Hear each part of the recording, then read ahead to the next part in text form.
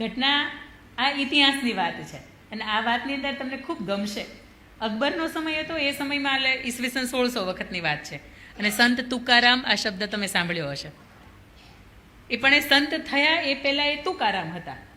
અને તુકારામ એટલે ભગવાનનું ભજન કરે, નિયમિત માળા કરે, ભજન કરે, ભક્તિ કરે.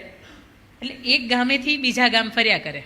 હવે આની અંદર વાત આવે છે કે જ્યારે કોઈ પુરુષની વિશે નેગેટિવ વાત કરે ત્યારે એ પુરુષે પોતાના પાત્રનું, પોતાની પસંદગીનું પાત્રનું, પોતાના અર્ધાંગનાની સામે એમને પોઝિટિવ કેવી રીતે ઊભું રહેવું. ગામ એવું કહેતું એકા તો દારૂડિયો છે અને કાંઈ ખબર નથી પડતી, આ તો કાંઈ કમાતો નથી, ત્યારે એમના પત્ની માની લેતા હોય છે. પણ એ પતિદેવે પોતાના પત્નીને કેવી રીતે એની ઇફેક્ટ છે એ કેવી રીતે સમજાવી એની વાત છે. એ તુકારામ અલગ અલગ ગામની અંદર જાય અને ભગવાનની ભક્તિ કરે અને ગામને વ્યસનના માર્ગે ચડી ગયું હોય તો ગામને ફરીથી પાછું લઈ આવે. એક વખત બને છે એવું કે તુકારામ એમના ધર્મપત્નીની સાથે એક ગામની અંદર જાય છે. ત્યાં પોતે એક નાના એવા મકાનની અંદર ઝૂંપડું બાંધીને રહે છે. એ ગામની અંદર સાંજે આખું ગામ વ્યસની હતું. એટલે જ્યારે જ્યારે પણ ગામના ચોકની અંદર આ બધાની મહેફિલ ભરાણી હોય, આખા ગામના નશેડીઓ બધા ભેગા થયા હોય, એવા સમયે મંજીરા અને કડતાલ ને તંબુરો ને બધા લઈને જાય અને તુકારામ ભગવાનની ભક્તિ કરે. એટલે ગામ આખાને એવું થાય કે આ આપણી મહેફિલની અંદર ભંગ પાડે છે. માંડ માંડ આપણને મજા આવી હોય ને એની અંદર આ વ્યક્તિ આવે છે ને કે આપણે એની અંદર આપણે ભંગ પડે છે. આપણે એમ કરવું જોઈએ કે આને આપણે એટલો બધો અપમાનિત કરવો જોઈએ કે આ માણસ ભાગી જાય અહીંયાથી. આખું ગામ ભેગું થાય, નક્કી કરે કે આપણે એને કંઈક એવું કરીએ કે જેના લીધે આ માણસ છે ને અહીંયાથી ભાગી જાય.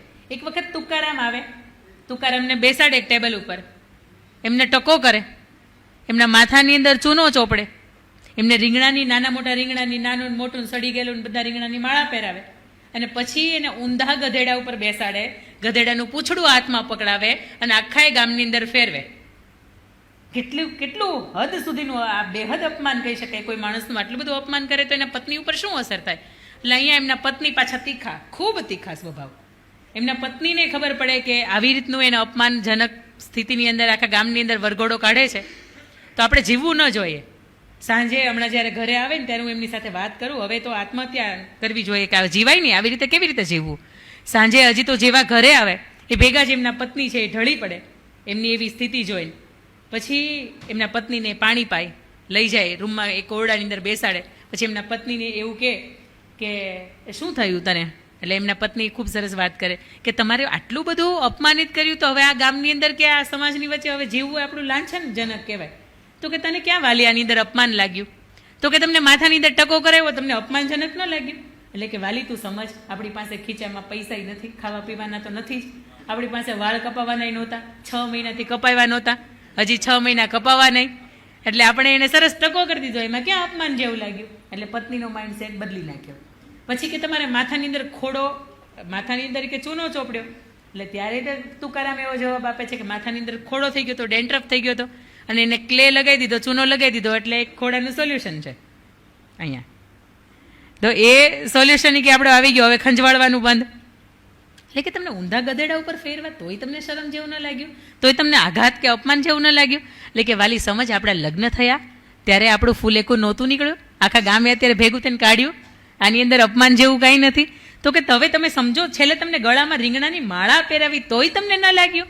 એટલે ત્યારે તુકારામ બહુ પોઝિટિવિટીની સાથે આન્સર આપે છે કે જ્યારે આપણે આ ગામની અંદર રહેવા આવ્યા ને 15-17 દિવસ થયા અને વાલી આપણને કોઈ ઊંચીની છાશ પણ આપતું નથી અને એને સરસ મજાના નાના મોટા રીંગણાની માળા આપણને આપી છે. એક દિવસ આપણે ભરેલા રીંગણ ખાશું, એક દિવસ આપણે ભડથું બનાવીને ખાશું, તું આ લે માળા અને સરસ મજાનું રીંગણનું સબ્જી બબ્જી બનાવ, આપણે સરસ જમીએ.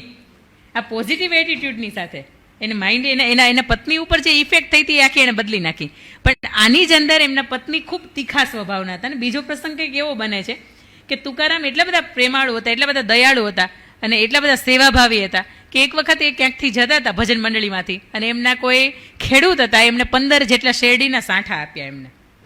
અને તુકારામને આપણે જાણીએ છીએ કે દયાળુ હતા. એ ઘરે પહોંચ્યા ત્યાં સુધીમાં વચ્ચે રસ્તામાં છોકરાઓ ઘણા રમતા હતા અને એને એવું હતું કે આપણે 2 જ જણા, આ 15 સાંઠાને આપણે શું કરશું. એટલે એણે બાળકોને વિતરણ કરી દીધું.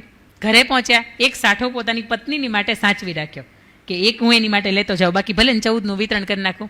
આવા સ્વભાવના. ઘરે ગયા એટલે એને પત્નીએ તરત પૂછ્યું કોણે આપ્યા, ક્યાંથી લાવ્યા, કેટલા આપ્યા હતા. એટલે સરસ એનો સાચો જવાબ આપ્યો.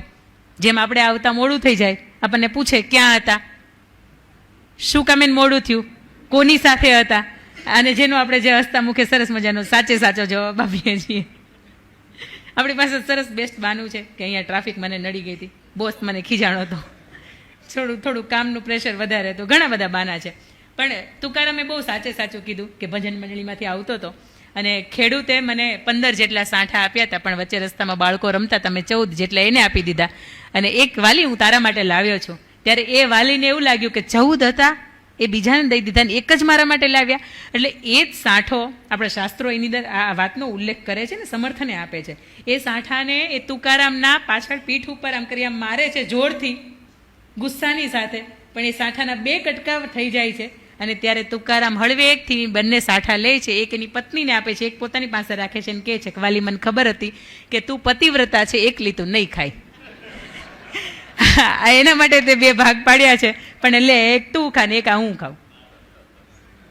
આ દાંપત્ય જીવન સુખી આવી રીતે પણ બની શકે છે. હું એવું નથી કહેતી બિલકુલ કે તીખાવ હોય તો એનું બધું જ સમય સહન કરી લ્યો, પણ જ્યારે એ નેગેટિવ માઇન્ડસેટની સાથે જતા હોય ત્યારે આવો આપણે એના માઇન્ડની અંદર થોડીક પોઝિટિવ ઇફેક્ટ છે એ પણ ઊભી કરી શકીએ. ત્રીજી વાત કદાચ કંઈક એવી હતી કે જે તમારી ઉંમર જે છે ને એને લાગુ પડે છે. જે 60, 70, 80 વર્ષના અહીંયા મને સાંભળી રહ્યા છે એમને આ વાત લાગુ પડે છે. એક રિટાયર્ડ આર્મી મેન હતા કે જેમની 85ની આસપાસ ઉંમર, 83, 84, આ સત્ય ઘટના છે બધી જ, 83, 84ની આસપાસ એમની ઉંમર હશે. એક દંપતી, નિવૃત્ત દંપતી, પોતાના સંતાનો છે વિદેશની અંદર છે અને એક સરસ મજાના ફ્લેટના 7મા માળે રહે છે. 7મા માળમાં બાજુમાં 702 નંબરની અંદર એક નવપરિણીત યુગલ રહેવા માટે આવે છે. એટલે એને પાના ને પકડ ને હથોડી ને કંઈ પણ લેવું હોય એટલે આ બા દાદાની ઘરે જાય, પેલા બેન લેવા માટે જાય, બા એની હેલ્પ કરે. રોજ જુએ કે બા સવારમાં રોજ થોડીક એવી ઓલાની જે દવાની બોટલ હોય ને થોડીક ખોલી નાખે અને પછી દાદાને આપે, દાદા લ્યો તો ખોલી આપો તો. આ જે પત્ની જે બાજુમાં જે નવદંપતિ રહેવા આવ્યું તો એ રોજ જોવે કે આ બા ખોલી શકવા માટે સક્ષમ છે, ઓલા દાદા બિચારા માંડ કંઈ થતું નથી, અને છતાંય આ દાદાને આ રોજ બા કેમ એવું કહે છે રોજ તમે ખોલી આપો, સવાર બપોર ને સાંજ. આ બેન પાછા મારી જેવા હશે એટલે રોજ બાજુમાં ઉપડે, સવાર શું કરે છે, કોઈ બપોર શું કરે, કોઈ સાંજે શું કરે છે, એટલે જોવા માટે. એટલે અને પેલા દાદાને જે 80, 82, 85 વર્ષની ઉંમર થઈ ગઈ હતી ને, એટલે દાદાને એવું થતું હતું કે હું તો પહેલાં કેવો સક્ષમ હતો, કેટલાય મારી સામે પાકિસ્તાનીઓને બોર્ડર ઉપર મૂકી દઉં, ધડ ગોળી કરતી ઉડાડી દઉં, ક્યાંનો ક્યાંય મૂકી આવું હું. પણ અત્યારે હું તો ઊભો નથી થઈ શકતો, મારે ઊભું રહેવું હોય તોય કોઈકના સાથની જરૂર પડે છે. એટલે દાદાને મનોમન અંદરથી એવું થતું કે મારી શક્તિ નથી હવે રહી, મારે કોઈની ઉપર ડિપેન્ડન્ટ જીવન જીવવું પડે છે. અને ત્યારે આ બા રોજ એની પાસે દવાનું ઢાંકણ છે એ ખોલાવે. 2-3 દિવસ ચાલ્યું, પણ પેલા બેન પછી એવું કહે છે કે બા તમારથી આ દવાનું ઢાંકણ નથી ખુલતું, આ બોટલ નથી ખુલતી, તમે મને આપો, હું તમને ખોલી આપું છું, તમે રોજ દાદાને કેમ કહો છો? અને ત્યારે બા બાવડું પકડીને પેલીને કિચન તરફ લઈ જાય છે અને એવું કહે છે કે હું આ એટલા માટે એને કહું છું કે એને એની શક્તિ ઓછી થઈ ગઈ છે, આ અનુભવ થયા કરે છે, એ પોતાની જાતને ગિલ્ટી ફીલ કરે છે, એટલા માટે હું થોડુંક એવી ઢાંકણ ખોલી દઉં અને પછી હું એને એમ કહું કે લ્યો તમારથી ઢાંકણ કંઈ ખુલતું જ નથી ને તમે ખોલી આપો તો. અને હળવેકથી જે ઢાંકણ ખોલી આપવાની પ્રોસેસમાંથી પસાર થાય છે ત્યારે એને એવું લાગે છે કે હું હજી યુવાન છું, હું હજી શક્તિશાળી છું, જો હજી તારાથી એ ઢાંકણ નથી ખુલતું પણ મારાથી આ ઢાંકણ ખુલે છે. અને આ ક્ષણિક જેના ચહેરા ઉપરનો મને જે આનંદ છે ને એ જોવાની મજા આવે છે. પણ આ વાત પણ આપણને સુખી દાંપત્ય જીવન ને સફળ દાંપત્ય જીવનમાં શીખવે છે કે આપણી પાસે ભરપૂર શક્તિ હોય પણ આપણા ગમતા કે આપણા સજોડે જે જીવનાર પાત્ર છે એની શક્તિ કદાચ ઓછી થઈ ગઈ હોય તો આપણી શક્તિઓનું પ્રદર્શન કરીને એમને કમજોર સાબિત ન કરવા, પણ એને એવું રહેવા દેવું કે નહીં, હજી તમારામાં એ તત્વ છે, એ જ સત્વ છે, હજી એ જ તાકાત છે, તમારામાં હજી એ જ સ્પિરિટ છે, તમે હજુ બધું કરી શકો છો. 90 વર્ષના બાને આપણે તે સરસ મજાનો માઉન્ટ એવરેસ્ટ ચડતા જોયા છે. જો એ કરી શકે છે તો તમારી હજી ઉંમર 80, 85, 85 વર્ષની જ છે, તમે કરી શકો છો. પણ જ્યારે તમને એવું લાગે કે તમે સક્ષમ છો, તમારાથી તમારું પાર્ટનર છે થોડુંક મોટું છે અથવા તો થોડુંક નાનું છે અને એ ડૂકી જાય છે, બહેનોને સૌથી વધારે તકલીફ થતી હોય ને તો 60, 62, 65 વર્ષની ઉંમરે ગોઠણ જતા રહે અને પછી દાદા એમ કે કોકના લગ્નમાં જવામાં ઉતાવળી હાલ ને, પણ ત્યારે નો મેળ થાય. ત્યારે આ જે સુખી દંપત્ય જીવન 50 વર્ષ સરસ મજાનું ચાલ્યું હોય ને તો એની અંદર ભંગાણ ત્યારે શરૂઆત થાય. અને દિલ્હીના કોર્ટની કેસની અંદર તો લગભગ તમે જાઓ ને તો એની અંદર જે લગ્ન જીવન છૂટા થાય છે ને એના રીઝન તમે અમુક ફાઇન્ડ આઉટ કરો ને તો એની અંદર સૌથી પહેલો રીઝન તમને મળે કે એસીનું ટેમ્પરેચર મેચ નથી થતું. એટલે ભાઈ 50 વર્ષ સુધી થયું હવે નથી થતું. બીજું એવું મળે કે હવે એને કપડાં પહેરવાની સેન્સ છે ને ઉડી ગઈ છે. હવે એને ખબર નથી પડતી કે મારે કેવી રીતના કયા રંગના પહેરવા. જે તે સમયમાં એ પહેરતા હતા ત્યારે બરોબર લાગતું હતું. હવે તમે દુનિયાની અંદર 2 ફૂટના કે 5 ફૂટના વસ્ત્રો પહેરીને નાચતી હિરોઈનો જોવો છો એટલે તમને હવે એવું લાગે છે કે મારા પત્ની જે પહેરે છે એ બરોબર નથી. ત્રીજું એવું આવે છે કે હવે એનું મગજ બેન્ડ મારી ગયું છે. મને ક્યારેક ક્યારેક એમ થાય કે મગજ બેન્ડ મારી ગયું, કેનારા હોય ને એનું જ મગજ બેન્ડ મારી જાય. કારણ કે અમુક ઢળતી ઉંમર હોય ને, તમે જોજો સવારે સૂર્યાસ્ત થતો હોય ને ત્યારે ધરતી છે ને સૂર્યને ધક્કો મારે છે કે જા હવે તારો સમય છે ઉગવાનો, ઉગ.